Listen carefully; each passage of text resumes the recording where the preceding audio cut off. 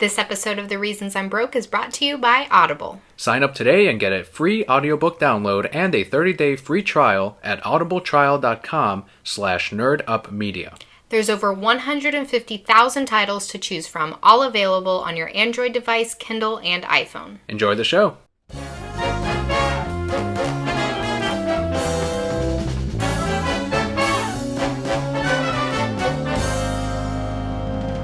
Hello and welcome to the Reasons I'm Broke podcast, bringing you the reasons we're broke, ranging from comics, movies, TV, video games, and more. I'm Daniel. And I'm Kelly. We are now on episode 118. To any new brokeheads out there, the way the show works is we cover some news first, ranging from comics, movies, TV, video games, and more, and we end the episode with our comic book reviews of the week.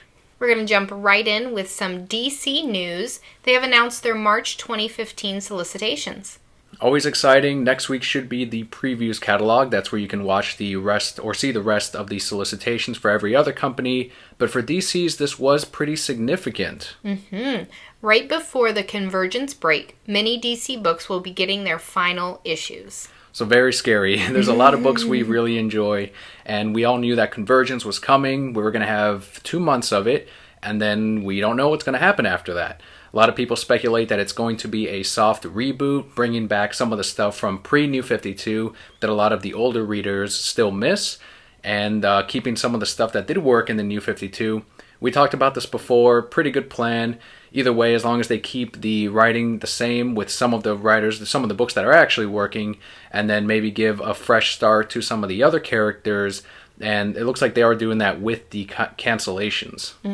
So these cancellations include Infinity Man and the Forever People, Aquaman and the Others, Clarion, yes. Which really, bye. Sorry, Ann Nocenti. I called it. I said, this is the way they would get rid of Ann Nocenti. Stick her on a book with a character that no one cares about. Here you go, do an arc or two. I don't even know who Clarion is. You don't remember Clarion? I don't remember Remember the little boy, magician guy with the mother? Oh, yes, I do know him. I was thinking it was like Flareon, but not quite. I would read it if it were Flareon. Would you read a Pokemon book written by Ann Nocenti? They wouldn't ever put Ann Nocenti on it. Pokemon knows better. They're like, oh, we've heard of her. Also on the list is Secret Origins, Star-Spangled War Stories featuring G.I. Zombie. Sorry, Jimmy Palmiotti. Not everything can be Harley Quinn. This is the truth. Trinity of Sin. Was that still going on? Yeah. Because I'm pretty sure I thought that ended a long time ago. World's Finest. Arkham Manor. That's the sad one. Real sad about that one. Yeah. Batwoman. Green Lantern Corps. Green Lantern New Guardians. Red Lanterns, which is canceled because Razor's not in it, let's be real. Obviously. If Razor was in it, then no problem.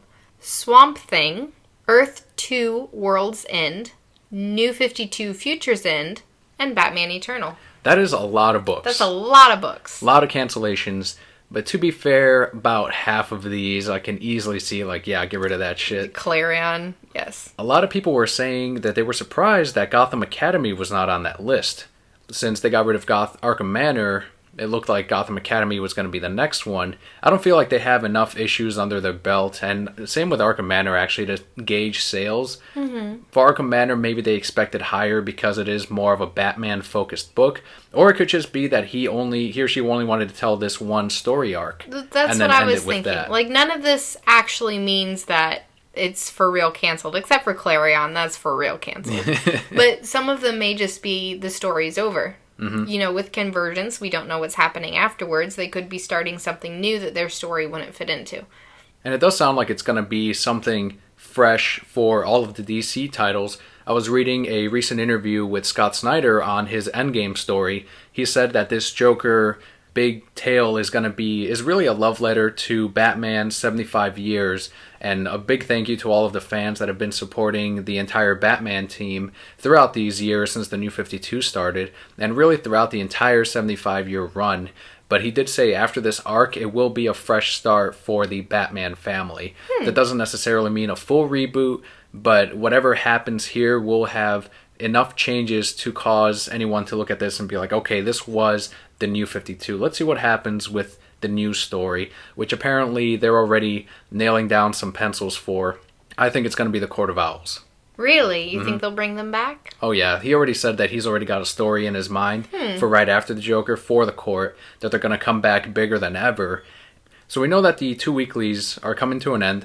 Batman Eternal has been doing really well. That's getting a year 2. It's too expensive. Any of these others that you would actually keep? Because after this row of cancellations, the only 2 Lantern books are going to be Green Lantern and Sinestro. Oh, good. That's the only 2 you need. I didn't even know there were this many Lantern books. The Red Lantern book has had some pretty healthy sales, actually. Does it have Razor in it? It does not. Then it's not a Red Lantern book. I can see that one out of all these Lantern books returning. One that I thought you would actually be sad about was the Green Lantern Core book, because it focuses so much on Jon Stewart. I do love Jon Stewart, but I'm not reading it. Like, we read a lot. Right. We can't afford anymore. I do love Jon Stewart, but hopefully we'll see him in other things.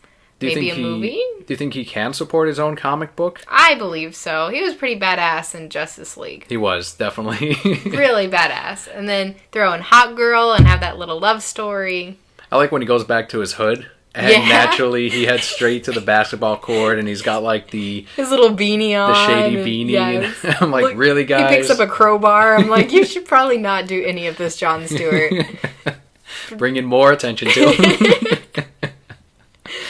So pretty nuts. So it's crazy. I'm gonna see. I can really see Shazam getting his own title. That'd right after Convergence as one of the books that gets replaced. Do you see other characters or any other new series that you think, okay, well, that can probably hold sales? Oh, you put too much pressure on me too fast. Well, if you can't think of one, Nightwing is definitely going to be returning right after that.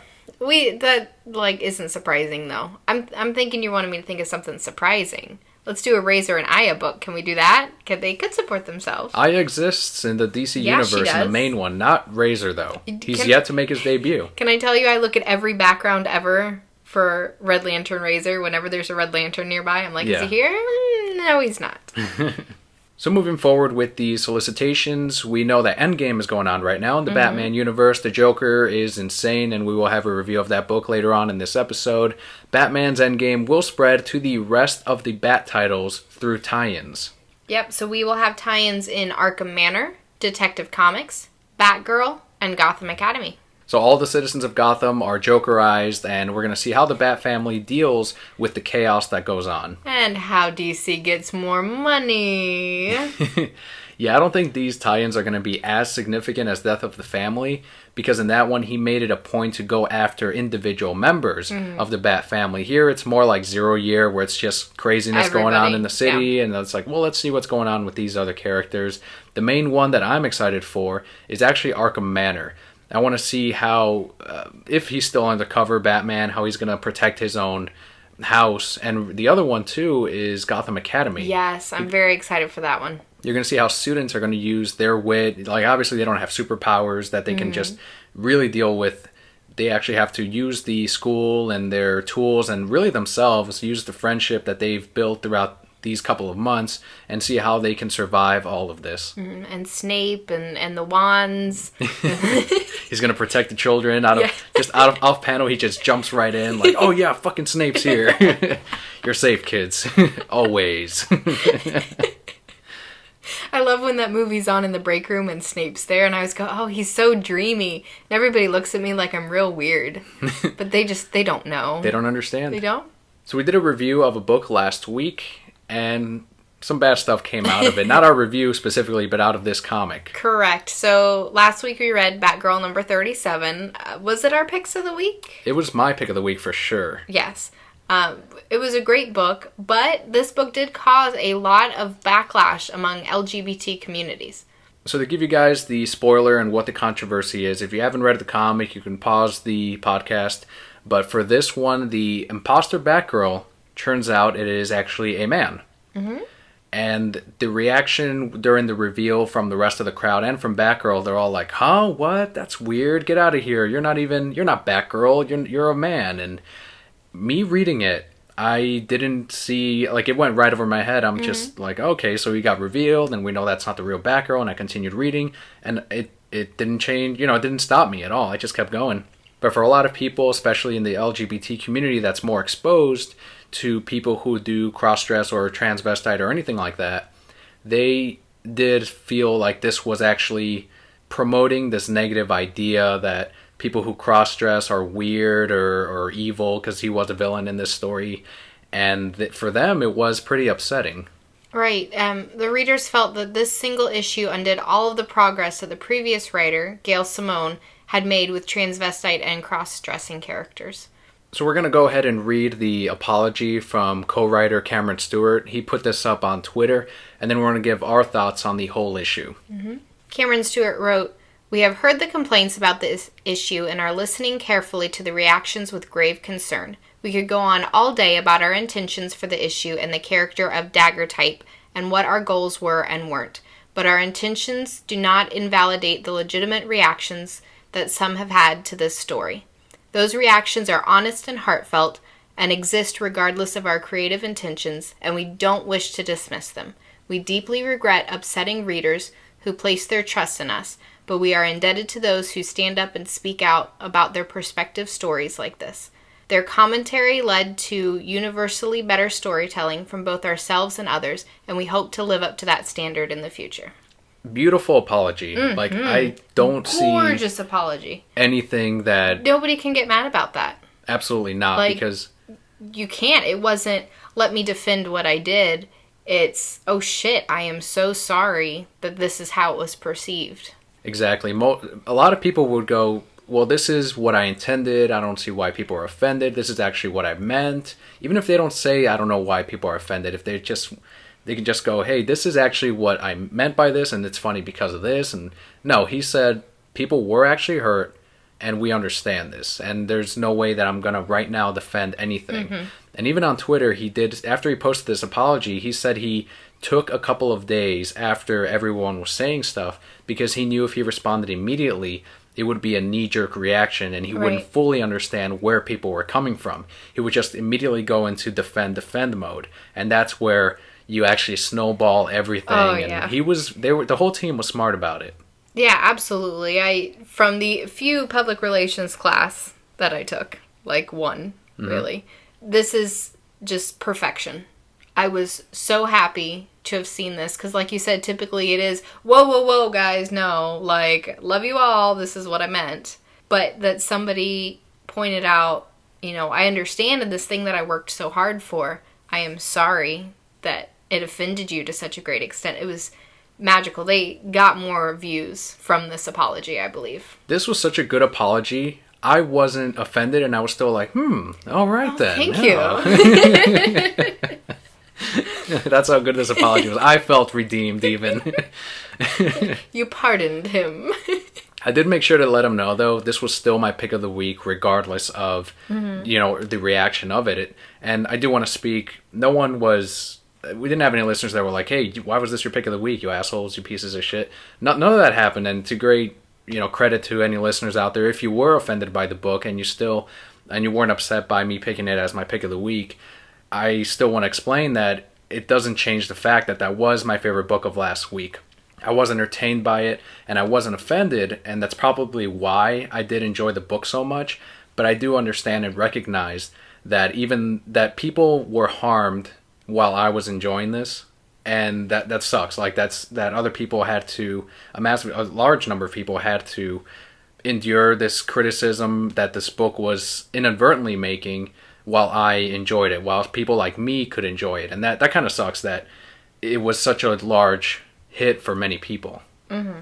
What are your thoughts on how I know you enjoyed the book as well. I love this book. The reveal was actually my favorite part of the book. And I do feel so horribly that, people were offended by it. I can see where they're coming from.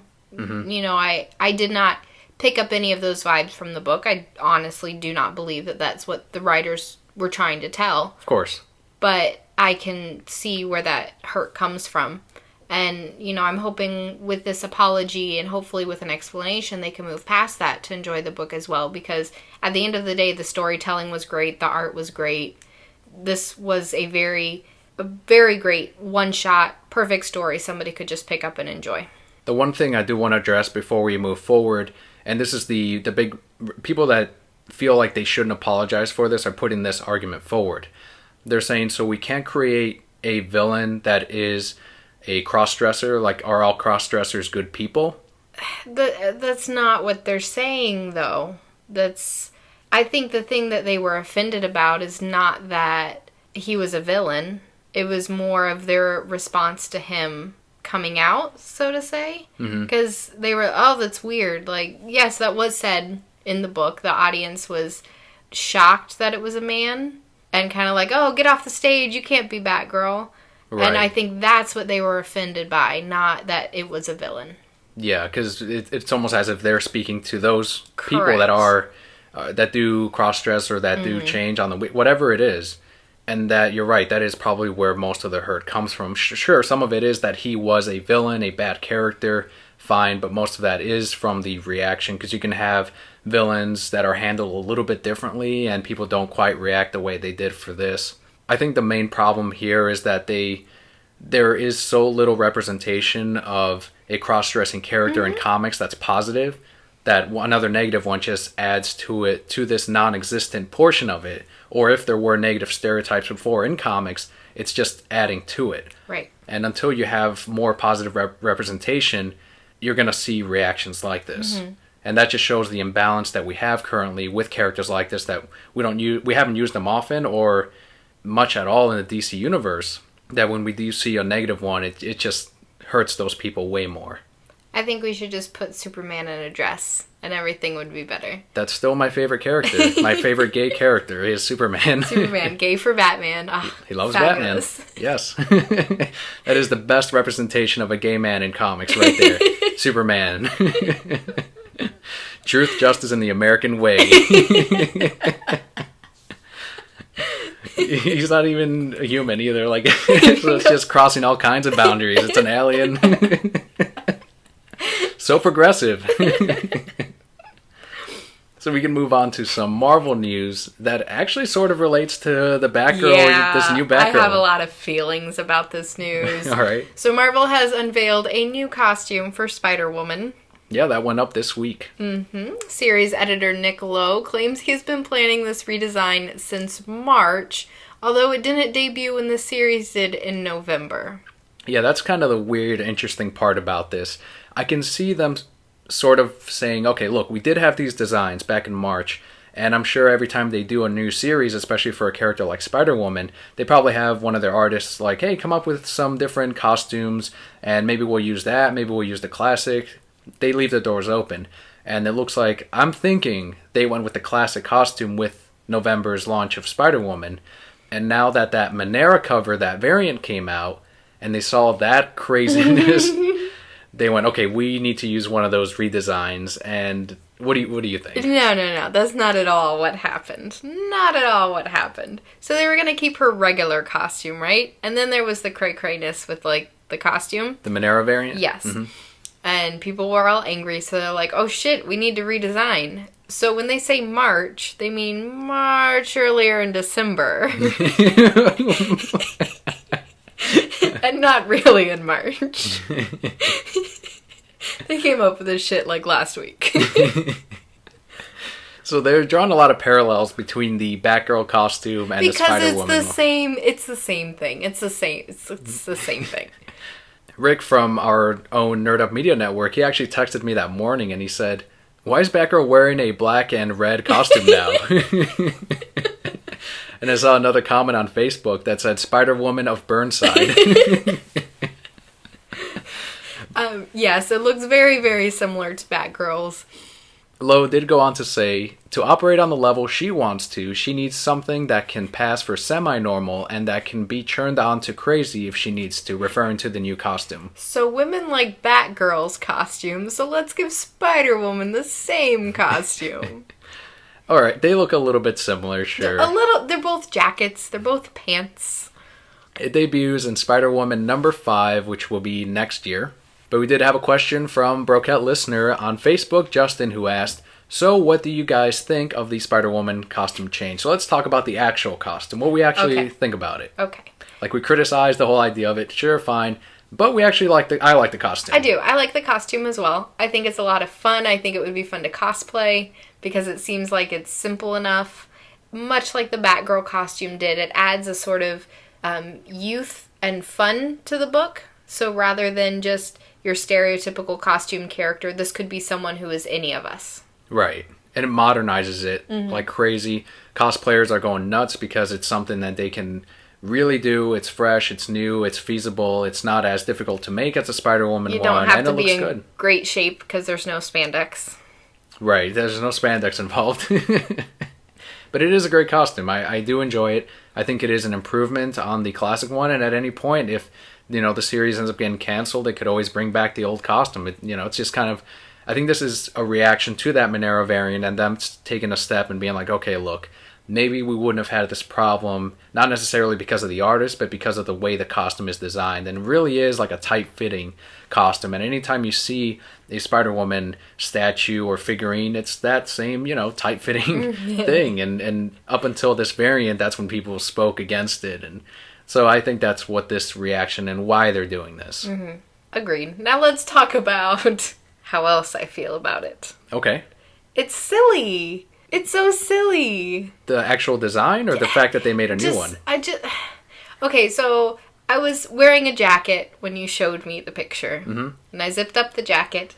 And then I unzipped it and I said, don't worry, I'm the same person. Like, this is like Tuxedo Mask. How are people not going to know?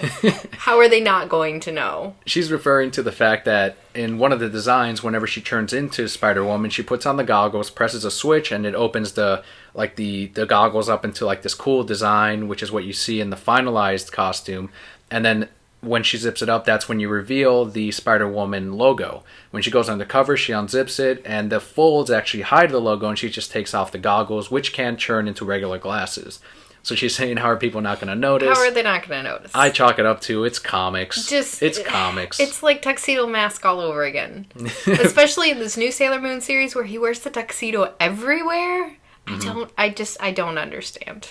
But that does bring us to another question of the week from Justin as well. What comic event are you looking forward to next year, or what was this year's biggest thing that happened in comics, in your opinion? Ooh. All right, so let's start with what are we looking forward to next year? The big event, of course, being Convergence, and then the end for Marvel. We still don't know what that is exactly. So I think I'm most excited as a retail worker in the comic industry for this sort of reboot or relaunch or whatever both companies are doing that's going to inevitably start off fresh and number ones or whatever this start is. I'm excited for. People may say, oh great, another reboot. Not necessarily. It may not be a reboot at all. It might just be a renumbering with every story ending at the same point. DC is obviously being Convergence because they're moving their offices from one side of the country to the other. Marvel doing their thing. We don't read too much Marvel, so we don't know what event is going to lead to that. But to me, that's great because one, it's another chance for comic shops to get a boost in sales, to get their numbers up. Two, it gets a lot more readers into comics, and it always makes it easy when a number one series or issue starts for someone to go, you know what, let me give Spider-Woman number one a shot. And I saw that a lot. Spider-Woman, not really a character that people bring up at the comic shop, but a lot of them were picking up that first issue. So I love whenever there's an opportunity for new readers to get in on it. It's good for business, it's good for the companies, it's good for the people to discover brand new characters. So that's what I'm most excited for. I think I'm most excited for Convergence as a reader. Love to get to see this mashup of all these different stories that I love so much, get to see them come together, defeat villains that were super cray-cray in this book, but maybe not so cray-cray in this book. Oh, exciting. In other words, just the Flashpoint villains? Yes. The DC Universe versus Flashpoint. Okay, perfect. And the Return of the Sirens, in a way, with that Harley Quinn book. Oh, yeah, it's going to be great. Can't wait.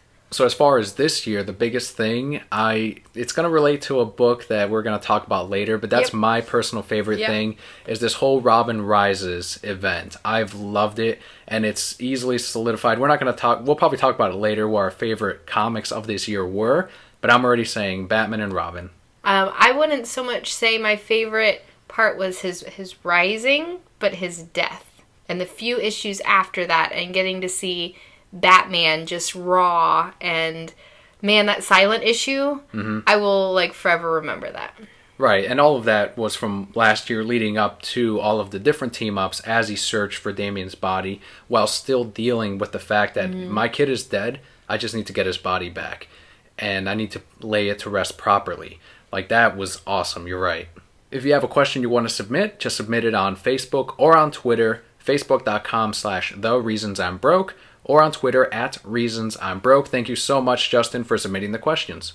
Before we jump into comics, we would like to give you our free Audible audiobook recommendation of the week. This week it's The 10-Cent Plague, The Great Comic Book Scare and How It Changed America. The synopsis is, in the years between World War II and the emergence of television as a mass medium, American popular culture as we know it was first created in the bold, pulpy pages of comic books.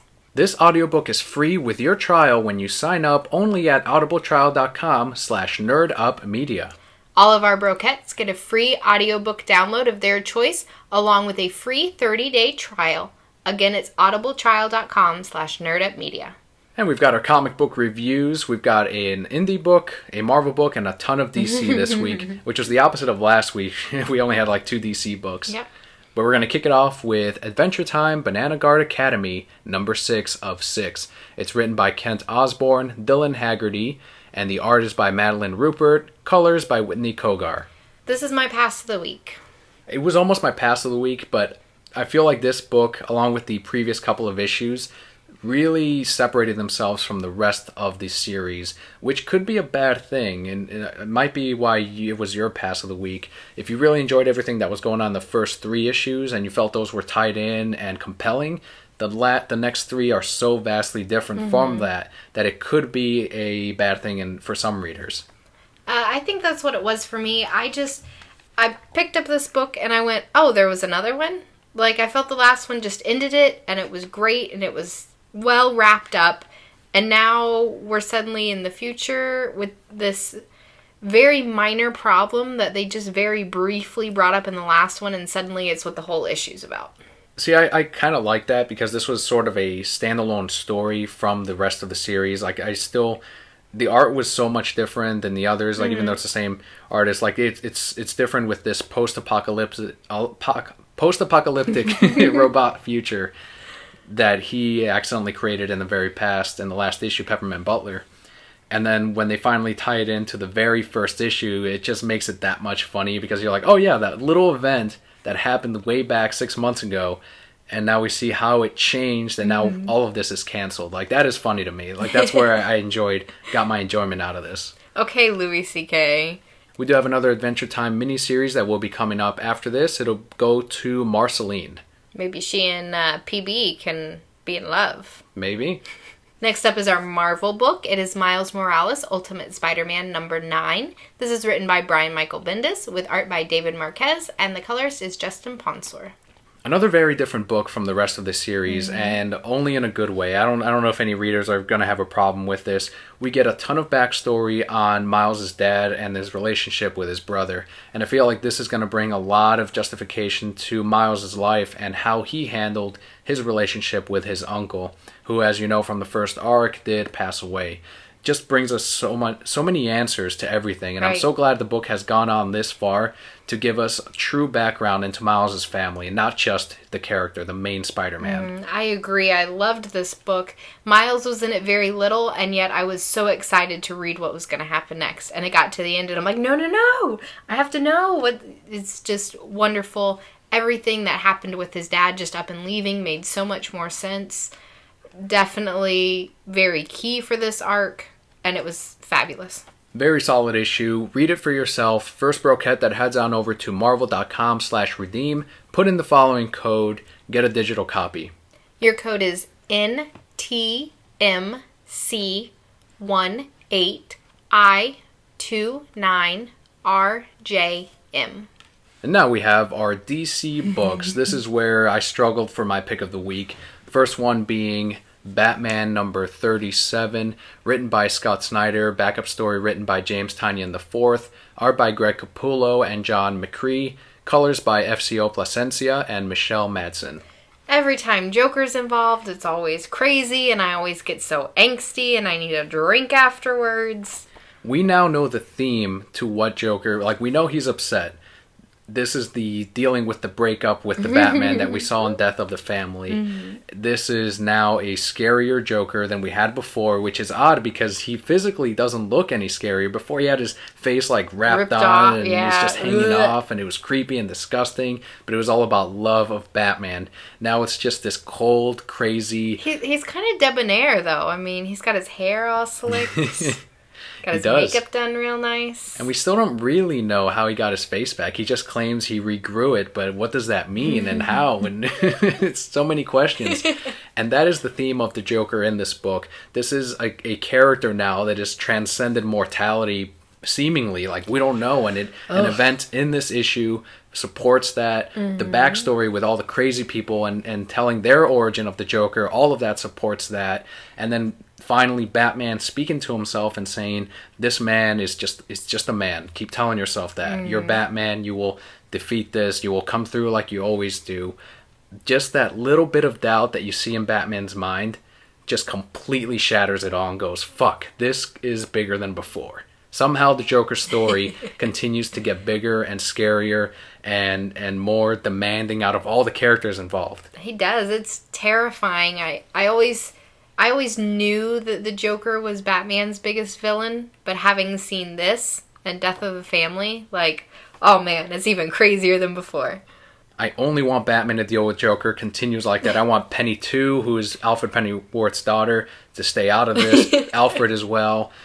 The Bat family, all of them can just leave and just Batman. Go away. Just go to Cambodia. Because either way, we know Batman's going to end up hurt in some way, shape, or form. Of course. Fine, let's have that and then have everyone be safe. Like, in my mind, like, just it'd be the most boring Batman story. Well, sort of. It'd still be Batman and Joker fighting, so that's kind of cool. But instead, it's Scott going, nope, no one's safe. Just watch what happens, including Gordon, everyone. Oh, yeah. It's nerve-wracking. I don't like it when the Joker's in books because I get so scared. Like, I didn't even want to open the book because I was scared. Backup story was another origin, seemingly, thing to the Joker, this time being very close to Nightmare on Elm Street, a character that has continued to live throughout the years, past lifetimes, and is now haunting the current residents of Gotham through, who knows? We don't know. Like, that's the crazy part. All of these origins are different every single issue, one of which, according to Snyder, will jump out as, like, this is probably the true origin for the Joker, but it still won't be confirmed. And that's, again, supporting this idea that he is bigger than life. The Joker, was he in the past, and he just continues to threaten Gotham until Batman will put an end to it? We don't know. Like, that's the insane part. Terrifying. Was this your pick of the week? This was not my pick of the week. Was it your pick of the week? No. Okay. This next book is your pick of the week. Yes, it is. Yes, it is. Batman and Robin number 37. This is written by Peter J. Tomasi, art by Patrick Gleason, and the colorist is John Calise. Are you getting tired of Robin Rises? I'm not. I'm not getting tired of Robin Rises. But if readers are, say no more. This is it right here. Batman number 30, or Batman and Robin number 37. I call this Darkseid Loves Batman. Can we have Darkseid singing now? I can lift you up with my Omega Beam. With my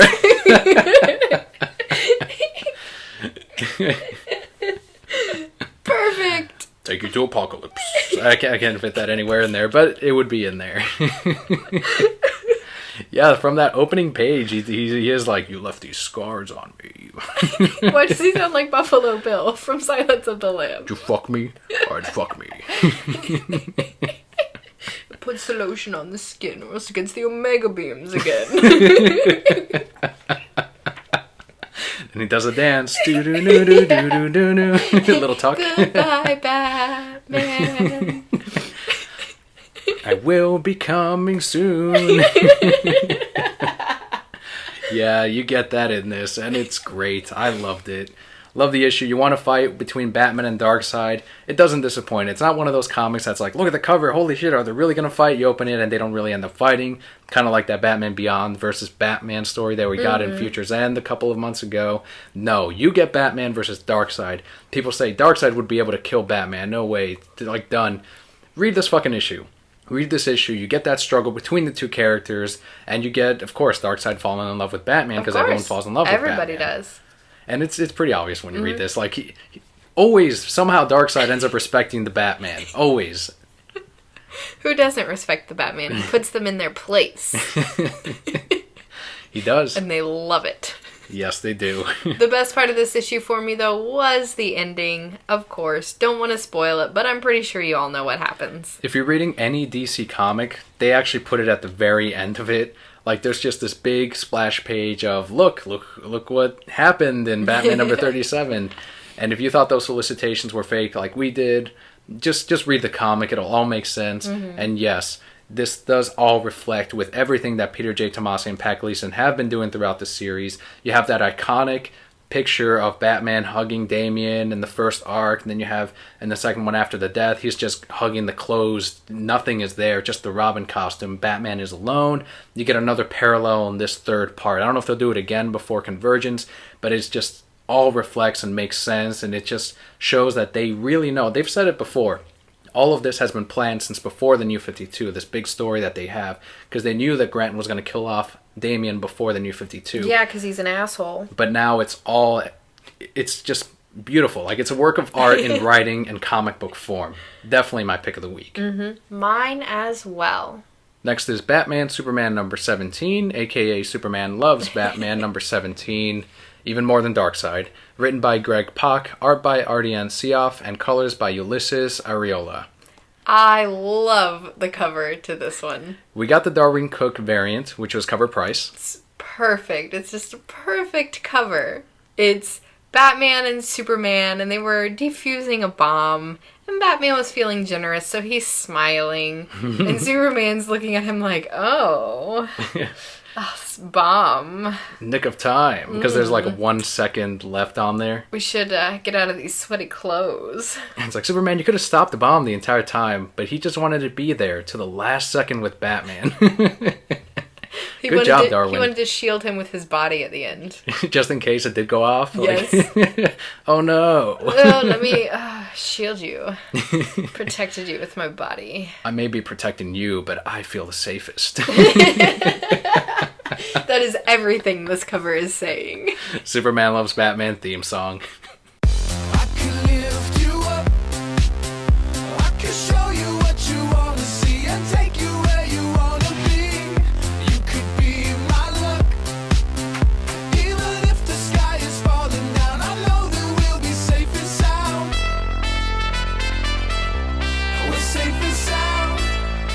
Love it, and it continues in the rest of the story. Of course. This is the Joker level villain for Superman. Yeah. Is it Mixel Spitlick? I don't know who it is. We still don't know. But they do have an appearance by Lobo, the new Lobo in the comic, who we initially think might be this villain. But I was real disappointed when I thought it was him. I'm not going to lie.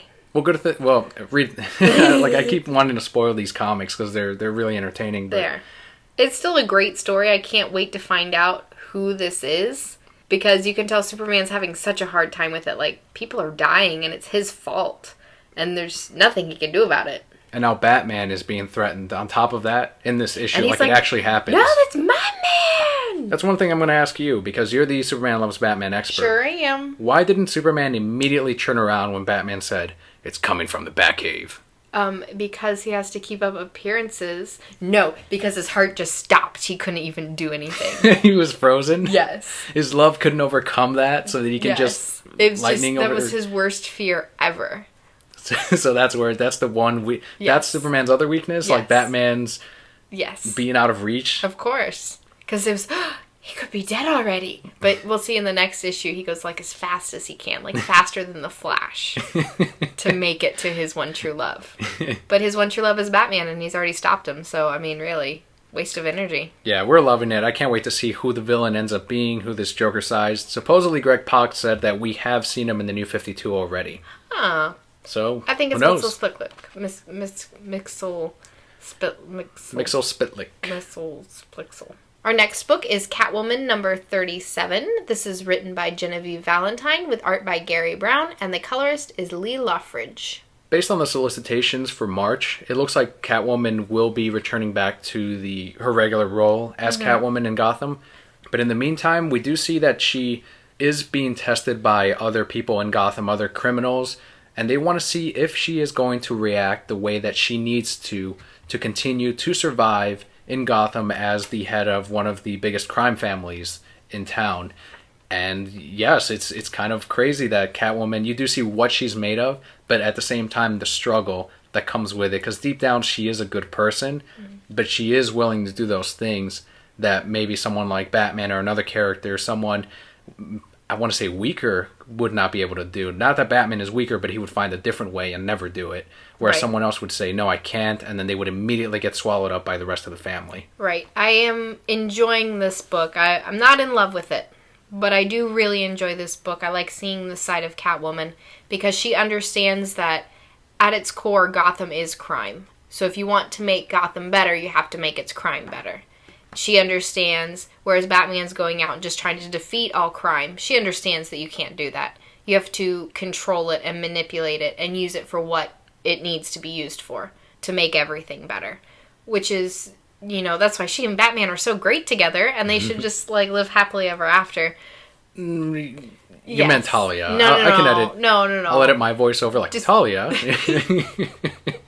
Do my best Kelly impression. Let's hear your best Kelly impression. Talia. I can't do it. I'll just do a Daniel impression. Catwoman and Batman should be together forever, not Talia. She's smelly.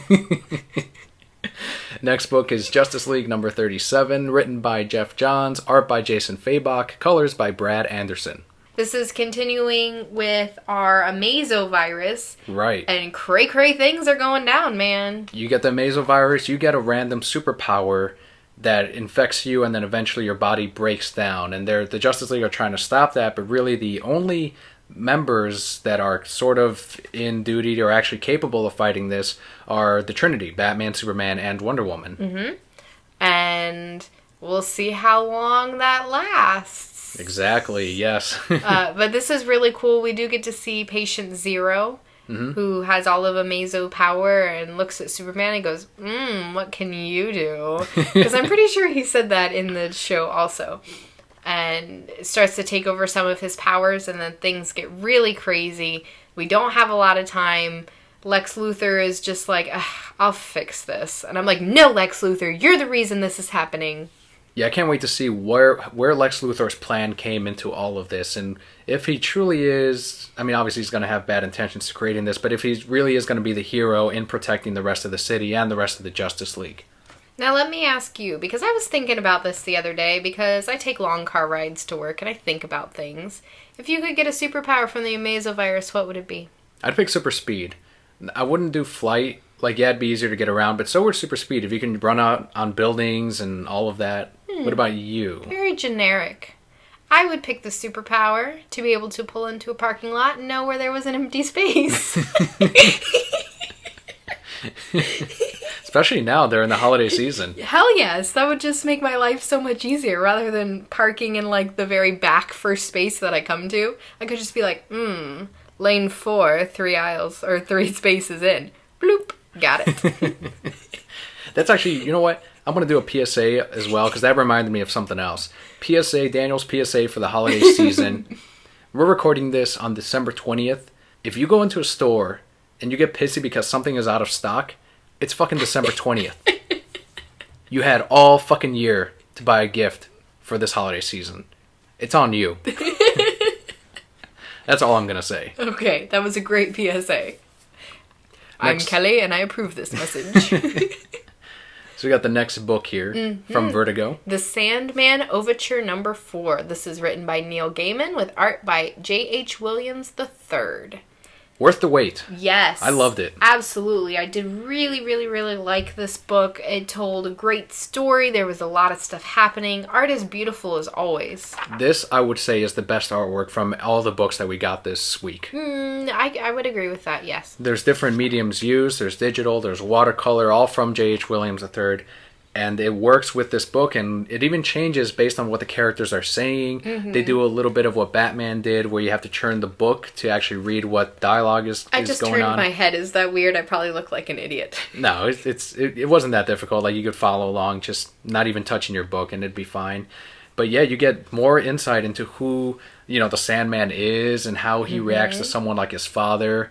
that may or may not want to help him, and how he connects to these little characters that he just met a couple of issues ago, and when they're in peril, like, what is he gonna do? And that's what I like the most about this. It was a great book. It tells a great story. If you can find the first 3 issues, definitely pick them up. I feel like if you were jumping in right now, you would be lost. And if you have trouble remembering what happened previously, especially a book like this that, it comes out every 3 months or so if you're lucky, wait for the trade. The trade will have this complete story, which I do want to read again once it comes to that trade paperback format. Agreed. Because it has been very compelling. Final book this week is Teen Titans Go #7, written by Merrill Hagen and Shali Fish, art by Jorge Corona and Ben Bates, and colors by Jeremy Lawson. I still love this book. This is such a fun book. First story was the silliest. Of course. So Starfire is in love with a teen idol. So Robin decides he's going to be a teen idol. It's perfect.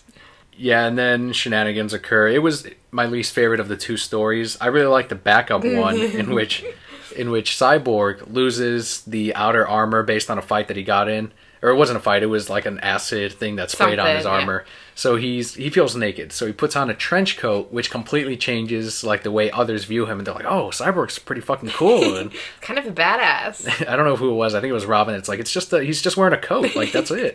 And then they each try to look cooler. And what I liked about that is they brought in some 90s cliches in comic books. Like Robin had a bunch of pockets all of a sudden, and that's where I, as the older reader, appreciated this. I always like when they do that with a kid's comics, like something that a kid will enjoy, like, oh, it's the Teen Titans, they're being silly, fine, and then someone like me that's like, oh, that's fucking Cable. Yeah, so this whole book is a lot of fun. It's always a lot of fun. They always throw in something for adults and kids as well, and I just love my Teen Titans. So that will do it for our comics this week. My pick of the week was Batman and Robin #37. That was my pick of the week as well. And my pass of the week was Adventure Time Banana Guards #6. And I did not have a pass of the week. Lame. Before we close out the show, we do want to point you over to nerdupmedia.com. On nerdupmedia.com, you can find other podcasts and great shows, Let's Plays, other comic book reviews like the Read Pile, Let's Plays the Lazy Gaming Guys. Again, only at nerdupmedia.com. Check them out if you enjoy our show. And if you head over to nerdupmedia.com/shop for a donation of just $16.99, you can get a fantastic shirt with our Nerd Up Media logo. Comes in a variety of different colors and different sizes for both men and women. And be sure to click on The Reasons I'm Broke and follow us wherever you can. Click on the link for Twitter, Facebook, Instagram, whatever you have. It's on there on nerdupmedia.com. Like us, follow us. Helps everyone and helps other people find the show. And that will do it for us this week. Thank you guys so much for listening. I'm Kelly. And I'm Daniel. We'll see you next time.